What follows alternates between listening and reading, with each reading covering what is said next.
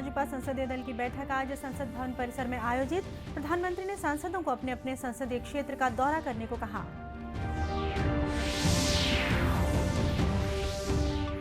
केंद्रीय मंत्री स्मृति ईरानी ने राहुल गांधी को लिया आड़े हाथ, कहा पिछड़ा वर्ग और देश का भी किया अपमान।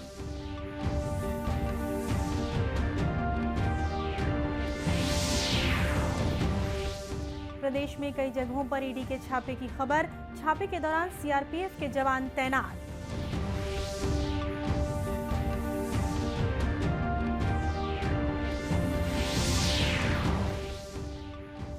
और कांकेर जिले के चिलपरस और दुत्ता गांव के बीच माओवादियों ने किया आईईडी ब्लास्ट, 2 जवान घायल।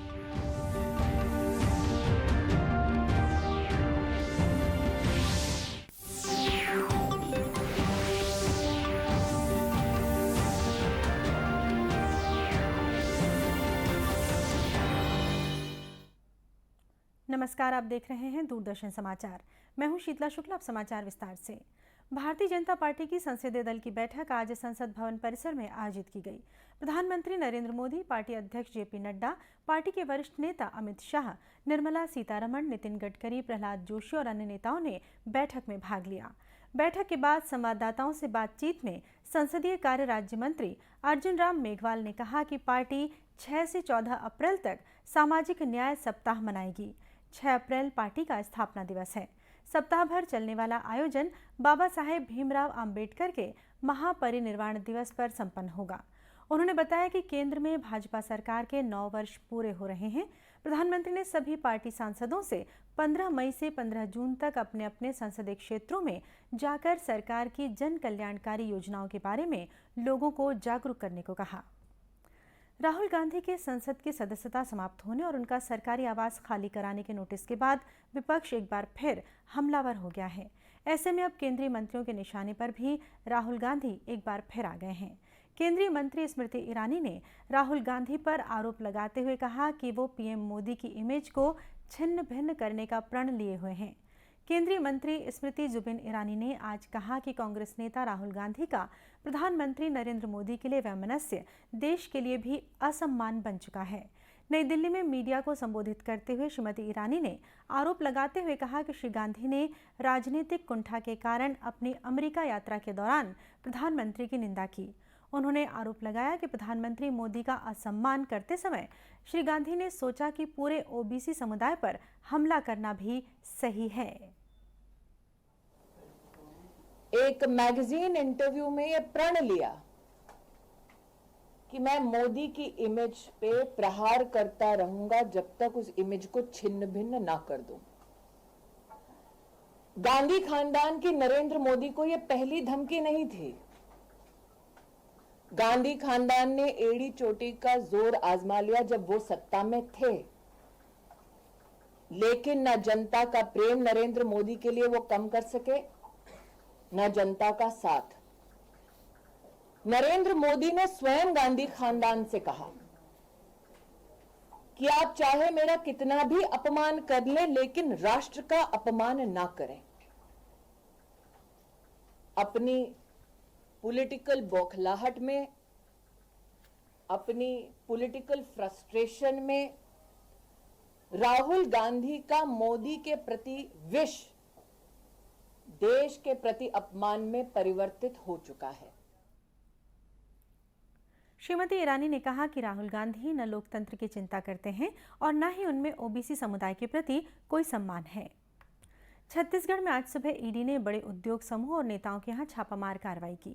भिलाई, बिलासपुर और रायगढ़ में भी छापे की खबर है। हालांकि एजेंसियों ने अभी तक इसकी पुष्टि नहीं की है। बताया जा रहा है कि सीआरपीएफ के साथ ईडी के अफसर एक बार फिर से छत्तीसगढ़ के कई शहरों में कार्रवाई कर रहे हैं। सुबह से ही टीम कार्रवाई के लिए पहुंची हुई है और जितने भी ठिकानों पर दबिश दी गई है वहां दस्तावेज खंगाले जा रहे हैं। मामले को कोल कारोबार में हुई मनी लॉन्ड्रिंग से भी जोड़कर देखा जा रहा है। कुछ महीनों में छत्तीसगढ़ में ईडी की गतिविधियां बढ़ी हैं।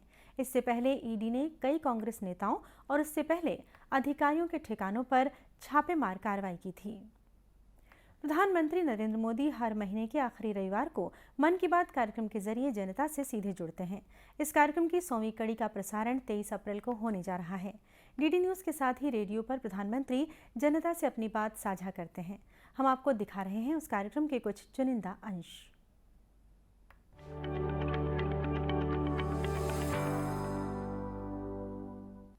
जब जनता कष्ट झेलती है, तकलीफ झेलती है, तो कौन इंसान होगा जिसको पीड़ा ना होती हो।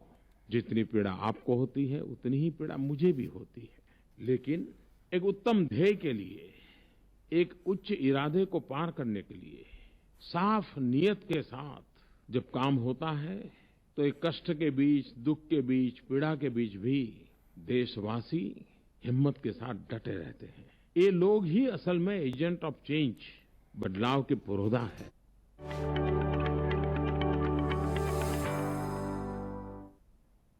कांकेर जिले के अंतागढ़ और चिलपरस और दुत्ता गांव के बीच माओवादियों ने आईईडी ब्लास्ट किया।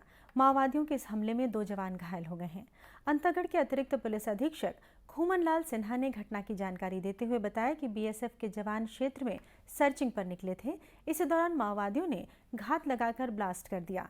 उन्होंने बताया कि घायल जवानों को बीएसएफ के कोयलीबेड़ा स्थित कैंप में ले जाया गया, जहां उन्हें प्राथमिक उपचार दिया गया। इसके बाद एयरलिफ्ट कर उन्हें इलाज के लिए रायपुर भेजा जा रहा है। देश के सभी प्रदेशों की पुलिस के कामकाज में एकरूपता लाने के लिए केंद्रीय स्तर पर एक भारत श्रेष्ठ भारत के अंतर्गत आदान प्रदान कार्यक्रम शुरू किया गया है। इसके तहत प्रदेश स्तर पर गठित पुलिस की टीम अन्य राज्यों में जा रही है और वहां के विभिन्न जिलों में रहकर पुलिस के कामकाज और तौर तरीकों की जानकारियां ले रही है। इसी कड़ी में 15 सदस्यीय गुजरात पुलिस की एक टीम दुर्ग आई हुई है। ये टीम संभाग स्तर पर 15 दिनों तक दुर्ग पुलिस के कामकाज को देखेगी। उसके बाद दुर्ग रेंज और प्रदेश के अन्य जिलों में जाएगी। वहीं छत्तीसगढ़ पुलिस की एक टीम भी गुजरात गई है। यहां आए गुजरात पुलिस के जवानों ने बताया कि उन्हें काफी कुछ नया देखने और सीखने को मिल रहा है। श्रेष्ठ भारत के अंतर्गत हम गुजरात से, वडोदरा पुलिस रेंज से पुलिस जवान आए हैं यहाँ पे 20 दिनों के लिए। और इस दौरान यहाँ छत्तीसगढ़ और गुजरात राज्य दोनों में कल्चर की क्या विशेषता है वो आदान प्रदान करने के लिए आए हैं। और पुलिस की यहाँ के पुलिस क्या कार्य पद्धति है और हमारी क्या है, दोनों में क्या सामर्थ्य है, क्या विभिन्नता है, ये साझा करेंगे। और यहाँ पे हम अभी 2 घंटे से सब भ्रमण कर रहे हैं सिटी पे, तो काफ़ी अच्छी चीज़ें देखने को मिलती है। क्योंकि पुलिस की एक विशेषता हमने ये जानने के, वो कोर्ट से जो भी फरियादी है, फरियाद करना चाहे तो वो कोर्ट से कर सकता है। एक तो ये हमारे लिए नया है और दूसरा वो drop box, knife drop box रखा है, वो भी एक हमारे नया जानने को मिला है। तो एसपी साहब बहुत अच्छे, हमको सिखाया बहुत कि हथियार से काम नहीं चलाना है। आप पब्लिक के साथ पब्लिक बन के रहिए, पुलिस बन के नहीं। आप उनको डांटिए मत, प्यार से समझाइए, हथियार से नहीं। ये हमको बहुत अच्छा सिखाया यहाँ पर। दुर्ग पुलिस द्वारा इस दौरे के लिए नोडल अधिकारी के रूप में डॉक्टर संकल्प रॉय को जिम्मेदारी दी गई है। उन्होंने दूरदर्शन समाचार को बताया कि एक भारत श्रेष्ठ भारत के तहत गुजरात की टीम को यहां की पुलिस की वर्किंग को समझाने के लिए कार्यक्रम आयोजित किए जा रहे हैं। वे हमारे साथ कल्चरल एक्सचेंज प्रोग्राम, एक भारत श्रेष्ठ भारत के तहत जो संस्कृति एक्सचेंज प्रोग्राम है उसमें पार्टिसिपेट करेंगे। ये इसमें उद्देश्य ये है कि हम इनको अपनी पुलिस की वर्किंग पैटर्न इनको बताएंगे और इनसे भी इनका जो वर्किंग स्टाइल है, जो गुजरात पुलिस किस तरह से कार्य करती है, ये समझने का मौका मिलेगा।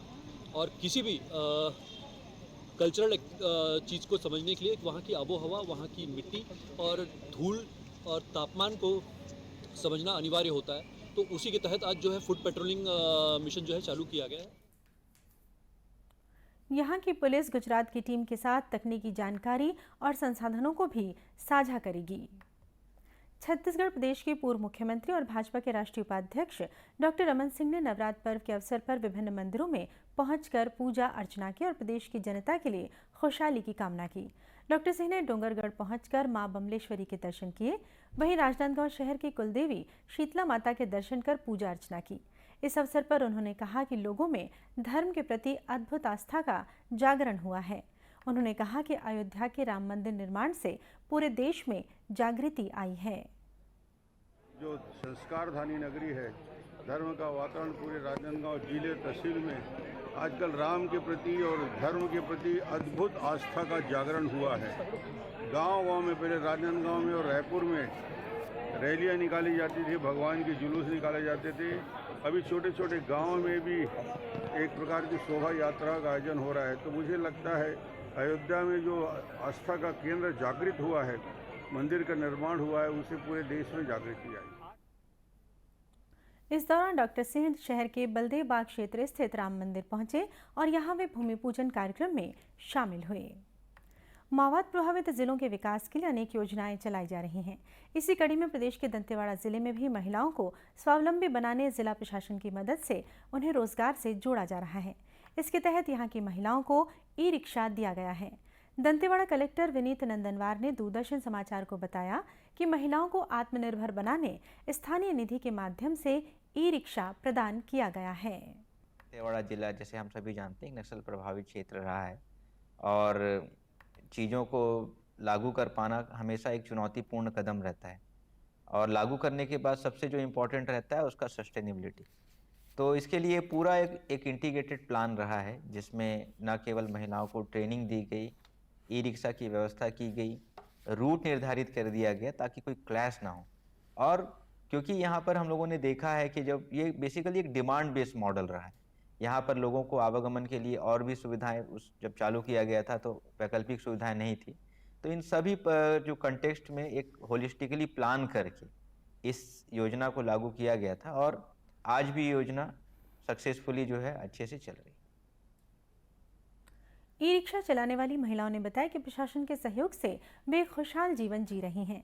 प्रशासन की ओर से उन्हें ई रिक्शा दिया गया है, साथ ही इसके लिए प्रशिक्षण भी दिलाया गया है।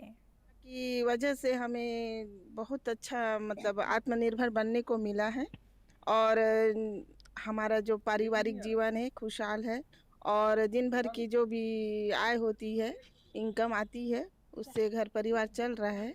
जिला प्रशासन की ओर से हमें महिलाओं को ई रिक्शा प्रदान किया गया जिससे कि हमारी आर्थिक स्थिति अब बेहतर है। तो मैं चाहती हूँ, जिला प्रशासन से एक निवेदन करती हूँ कि ये ई रिक्शा का जो है उसको और बढ़ा दिया जाए और हमको महिलाओं को जागरूक किए हैं तो और अच्छी तरह से हो जाए तो ज़्यादा अच्छा रहेगा। ई रिक्शा के माध्यम से हमारी आर्थिक स्थिति अब बहुत अच्छी हो गई है। हम पहले तो जानते नहीं थे कि कैसे चलाना क्या है, तो शासन द्वारा हमें ट्रेनिंग 1 महीना का दिया गया। इस तरह ये महिलाएं सम्मान के साथ आत्मनिर्भरता की ओर कदम बढ़ा रही हैं। भिलाई में आयोजित इंटर स्टील बास्केटबॉल प्रतियोगिता का खिताब भिलाई इस्पात संयंत्र की टीम ने जीत लिया है। प्रतियोगिता का फाइनल मुकाबला भिलाई इस्पात संयंत्र और RINL विशाखापट्टनम की टीम के बीच हुआ, जिसमें भिलाई इस्पात संयंत्र की टीम 76-36 अंकों से आगे रही। वहीं राउरकेला स्टील प्लांट की टीम ने तीसरा स्थान हासिल किया।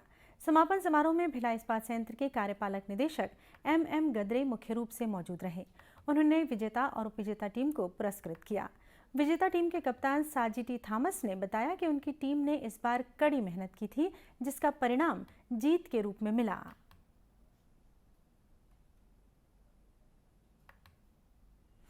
तैयारी भी बहुत जोरों से चली थी इस बार और हमने अच्छा परफॉर्मेंस दिया और भिलाई स्टील प्लांट टीम विजेता बनी। बहुत खुशी की बात है। गौरतलब है कि 3 दिनों तक चली इस प्रतियोगिता में देश भर की 8 इस्पात संयंत्र की टीमों ने हिस्सा लिया।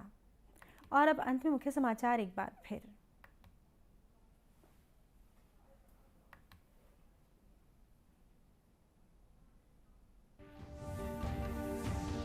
भाजपा संसदीय दल की बैठक आज संसद भवन परिसर में आयोजित। प्रधानमंत्री ने सांसदों को अपने अपने संसदीय क्षेत्र का दौरा करने को कहा।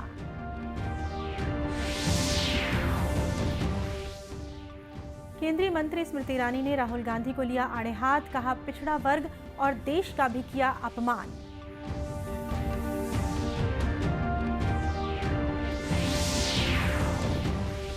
प्रदेश में कई जगहों पर ईडी के छापे की खबर। छापे के दौरान CRPF के जवान तैनात।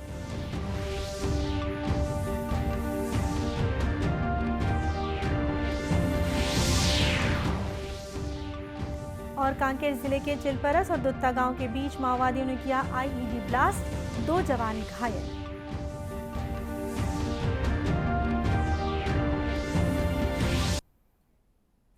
इसी के साथ ये समाचार बुलेटिन समाप्त हुआ। नमस्कार।